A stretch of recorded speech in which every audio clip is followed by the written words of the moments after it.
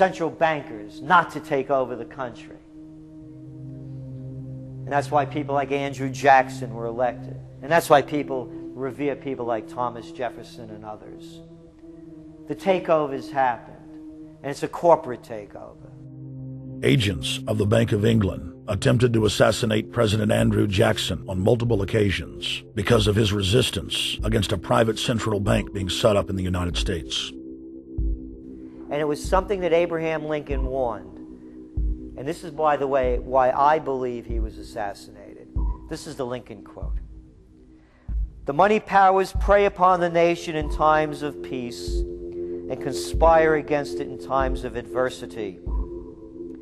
It is more despotic than monarchy, more insolent than autocracy, more selfish than bureaucracy. I see in the near future a crisis approaching that unnerves me and causes me to tremble for the safety of my country. Corporations have been enthroned. An era of corruption will follow, and the money power of the country will endeavor to prolong its reign by working upon the prejudices of the people until the wealth is aggregated in a few hands and the republic is destroyed." Wall Street has killed Main Street. So I know how unpopular it is to be seen as helping banks right now, especially when everyone is suffering in part from their bad decisions. I promise you, I get it. Up until about the Kennedy assassination and the beginning of the war in Vietnam, the United States is a very powerful engine for world progress. It's the assassinations, the Kennedy assassination, and the others in the 1960s, the beginning of the Vietnam War, and the beginning of the absolute domination of the Wall Street group over every other interest. Nobody else counts except the Wall Street money masters. That has now made the United States into no longer a force for progress, but something very different, often a force for destruction in the world. The military-industrial complex has taken over the country along with the Wall Street gang. If you look also at the people that Obama has put on his appointments list, it's all Wall Street. It's government of Wall Street, by Wall Street, and for Wall Street. There's nobody from heavy industry. There's nobody from the auto sector, nobody from Silicon Valley, nobody from big oil, nobody from defense, no labor, no women, no retirees, no small business, nothing. It's pure Wall Street. The only people who have a voice in Obama's councils are Wall Street finance oligarchs. That's all there is. Nobody else counts for anything under Obama. It's the most extreme Wall Street administration we've ever had. Before his death, President Woodrow Wilson apologized to the public, regretting that he had been deceived by a group of international bankers and the country's financial system had fallen into their iron grip via the Federal Reserve Act of 1913. Whether sought or unsought by the military-industrial complex, the potential for the disastrous rise of misplaced power exists and will persist. Dwight D. Eisenhower, he warned the people that the military-industrial complex was taking over the country. Only 3 years after leaving office, President Eisenhower's prophetic warning concerning the threat posed to our system of government by the military-industrial complex came to pass. President John F. Kennedy had enraged the entire elite network. Now, Kennedy was brought in as somebody who was expected to be a puppet. It was thought that his pro-Nazi father, Joseph P. Kennedy, the bootlegger, the speculator, would guarantee that Kennedy would be obedient to the establishment. They thought that Kennedy was a sex maniac who could be manipulated through all of this, but it turned out that through his personal suffering, Kennedy had discovered a personal sense of himself which went beyond just being a puppet, and he began to think about things like economic recovery, world peace, having a space program, making deals with the Soviets, cutting the Federal Reserve down to size, and a whole series of other things. Executive Order Number 11110, signed by President Kennedy, began the process of abolishing the private Federal Reserve. Kennedy was also pushing for real civil rights reform and had begun the process of pulling the troops out of Vietnam. The last time you had an actual president was Kennedy. The oligarchs took swift and decisive action. When John Kennedy attempted to take the government back from the robber barons, he was brutally murdered. The message to future U.S. presidents and leaders across the world was clear: do as you're told or die. John Fitzgerald Kennedy was the last true president of the United States. And until the globalists are removed from power, we will never have another real one. The other thing about the American presidency you've got to remember is that this is a puppet post. It's automatically going to be a puppet post.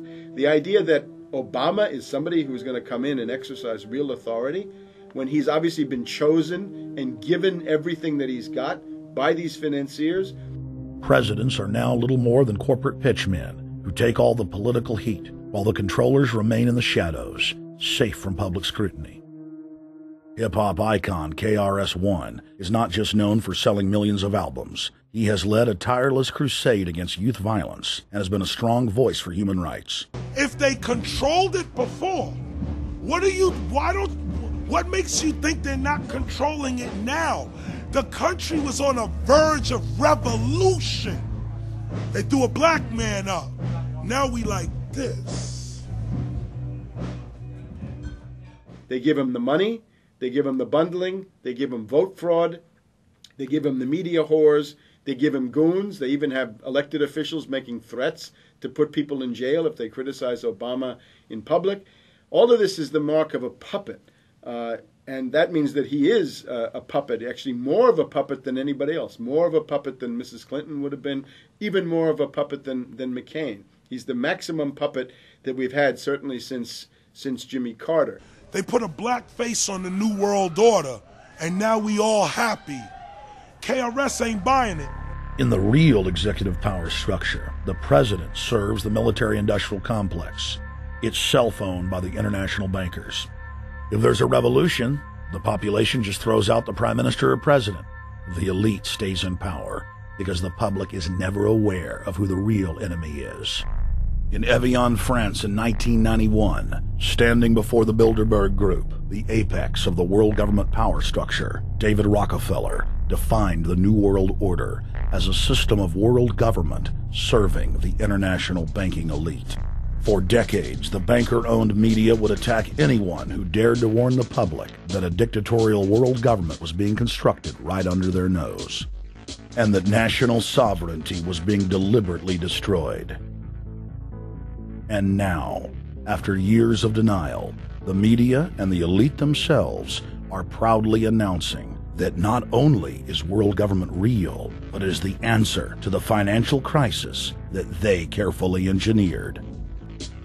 Suddenly, the Wall Street Journal tells us that the North American Union is here, and that getting rid of the dollar for a common currency with Canada and Mexico is good. The Financial Times of London, published by a member of the Bilderberg Group, crowed that a dictatorial world government had been kept in the shadows for our own good, and that it was now time for it to emerge from behind the curtains of national security. White House Chief of Staff Rahm Emanuel stated on record that they can't let this crisis go to waste. You never want a serious crisis to go to waste. And what I mean by that, it's an opportunity to do things that you think you could not do before. And Henry Kissinger, who gave Barack Obama his first job out of college, told national television that the economic collapse was a great opportunity to bring in the New World Order. He went on to say that Barack Obama was the perfect person to sell it to the world. But he can give a new impetus to American foreign policy, partly because the reception of him is so extraordinary around the world. I think his task will be to develop an overall strategy for America in this period when really a new world order can be created. It's a great opportunity. It isn't just a crisis. In June of 2006, our team traveled to Ottawa, Canada, to gather intelligence on the shadow government's agenda for the coming years. I think that's the Queen. Investigative journalist and best-selling author Daniel Estulin had been tracking the Bilderberg Group for more than 16 years. His moles inside Bilderberg informed him that the elite were planning to first run the price of gas up to $150 a barrel, unimaginable in 2006. He also reported that after